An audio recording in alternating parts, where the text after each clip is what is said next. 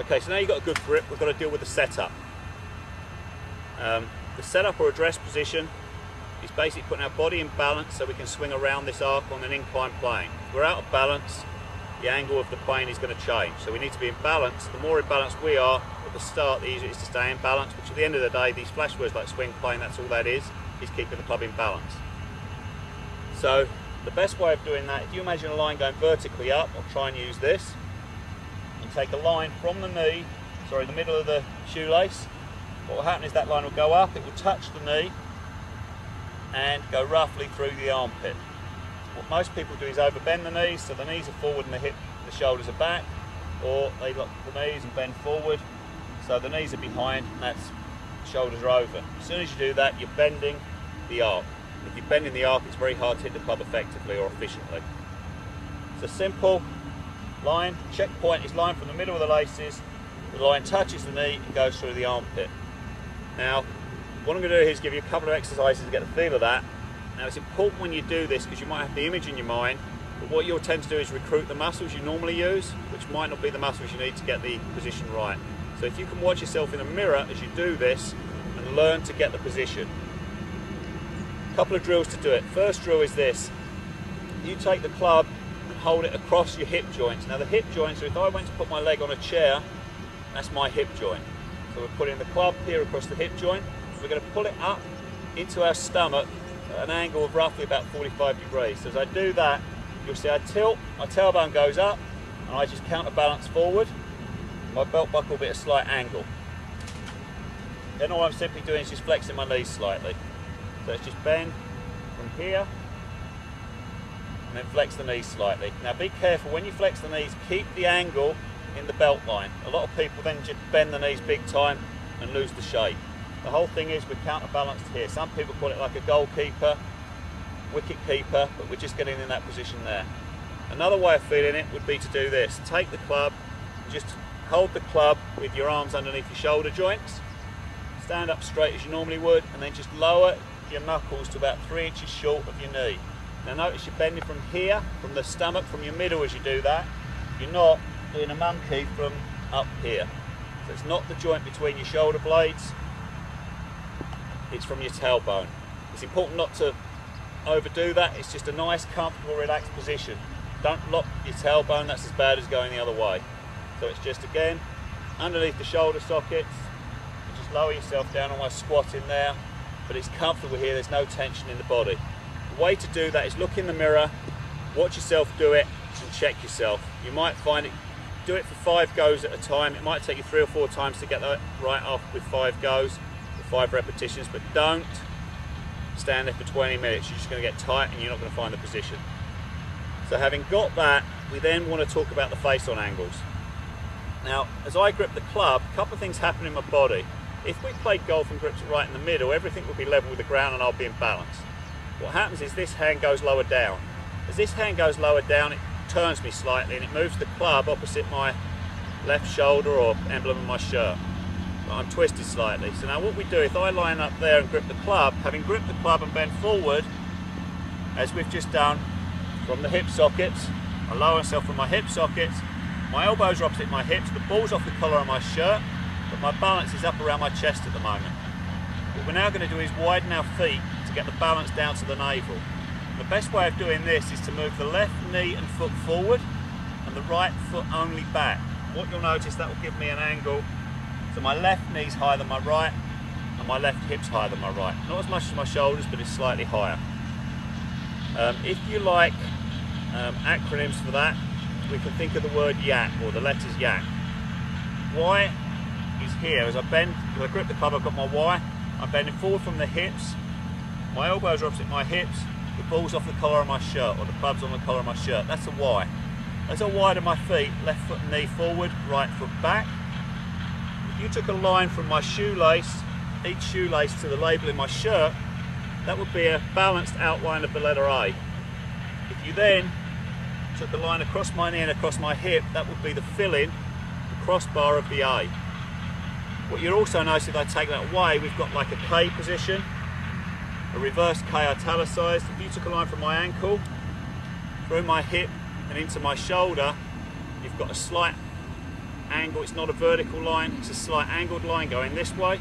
If you took a line from my ankle here to my hip and from my hip to my shoulder, that's the kicking part of the K. So it's a reversed italicized K. So if you think of the term yak, there's the Y, elbows opposite the hips, ball off the collar of the shirt. As I widen my feet, I've got the K and the A and the K. So it's Y, A, K, yak. Now, checkpoints on this.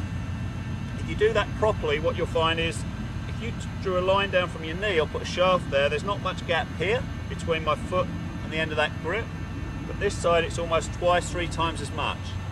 What a lot of people do wrong is they stay in this twisted position. So now as they widen their feet, they widen and balance out here so you're now level with the ground. Now your A's offline, and B, not only is your A offline, as you go to swing, you're going to move out of balance straight away. So make sure as you stand there, you get your yak position properly. You're not standing in a box. The A's not over here. You've not leveled out. You're just in that position. The other thing to watch is there's a tip on one of the golf stations, should we say, that if you put the club under your chin and you tilt to your right until that club touches your left knee, that gets you in the perfect address position. As you can see there, I'm leaning over here too much. My head, or your head, weighs more than the bowling ball. If you want to try and get through the ball with a bowling ball back here, all the best. I think you'll find it's much easier by just keeping that A position. There's a checkpoint for your ball position. Imagine that's my ball. If I line up, there's my Y, there's my A, and there's my K. If I lift the club up, I can put the club on the collar of my shirt or over the emblem of my shirt. If you're in the wrong position and try and do that, you can knight yourself, but it's not really going to help you hit the golf ball. So now we've got those 2 angles. It's a very, very important. Again, I suggest you work in front of the mirror. 90% of the golf shot is how good you stand, how good you do those angles. And it's not how you feel on the day, it's how good the alignments are. Why a tour player looks consistent is because he'll stand in a position that hits the ball, he works from the ball tells him whether he's doing it right or wrong, not feel. There's a saying in golf, feel's not real, and that's a very true statement. So understand these alignments and practice these alignments. When you first do it, and it's important to look in the mirror because, as I say, you'll recruit muscles that you always use and they're not necessarily muscles you want to use. You have to train yourself to recruit the correct muscles to make this happen. The way to do it is stand in front of a mirror. If it's our address routine, you take your address, look in the mirror and check. If you're in a good position, fine. If you're not, you can just do 5 of those and check. If you're not, what you need to do is look in the mirror and watch yourself do it. So you start to train the nervous system to tell them which muscles to go. All muscles are the thought forces. You have to train them what to do. So you start recruiting the correct muscles, not the wrong muscles. So first of all, you stand there, you make yourself go in the right position, recruiting the muscles, then you look down. See how that looks different. Use your eyes, use your senses. Once you've done that, you address it again without looking in the mirror. Check in the mirror. If there's something not quite right, tweak it, check it again, then go back, watch yourself again. Once that's right, then walk over it, do it again until you can do it. But again, sets of 5. It might take you 5, 10, 50 sessions, it doesn't matter. Practice it that way so you learn it. Don't stand there for 20 minutes, all you're going to do is get tight and you're not learning it. From the side on angle, you might want to practice this first of all, to get the feel of that bending, or this, to get the feel of bending, make sure it's correct. Once you've got that, you can then go on and do this in an address routine, which we're going to cover now.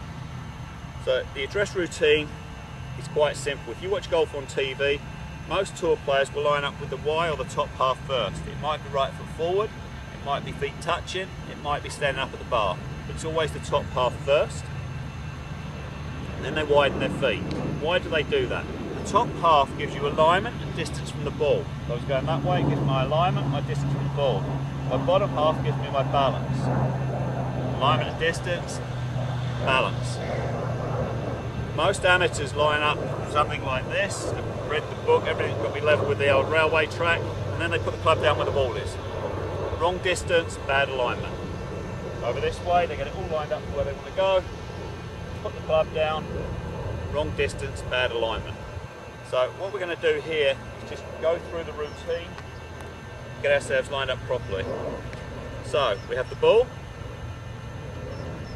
got our grip, and what we're going to do is hold the club, we stood up straight, and then just ease the club down so it's about shin high.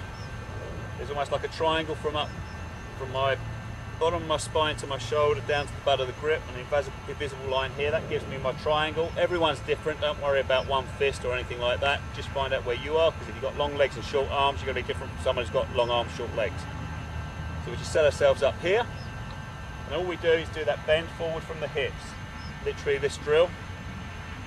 It's about shin high, bend forward from the hip. That's one. And then two is the feet for balance. So it's one, the wide bending from the hips. Elbows opposite the shirt, elbows opposite the hips, ball off the collar of the shirt, widen the feet for balance, there's the K. How do we know we're in balance? Our balance is around our navel. It's gone from our chest to our navel. Do that over here. One, you bend to get the shaft angle, and two, the feet for balance. One, the wide, bending from the hips, tailbone high. Two, the feet for balance. One, the wide, bending from the hips, tailbone high, distance from the ball. Two, the feet for balance. So I'm giving that numbers. One, wide, bending from the hips, elbows opposite the hips, ball off the collar of shirt. Two, the feet for balance. There's one, two. At the moment, think of it in those angles. As you progress and that's comfortable, you can think of it as one, alignment, distance from the ball. Two, the feet for balance. As you progress, one, alignment, two, distance from the one, alignment, distance from the ball, 2 feet for balance. So it's just a progression all the time, going through that. But it's key that you get those angles, because without those angles you can't swing the club.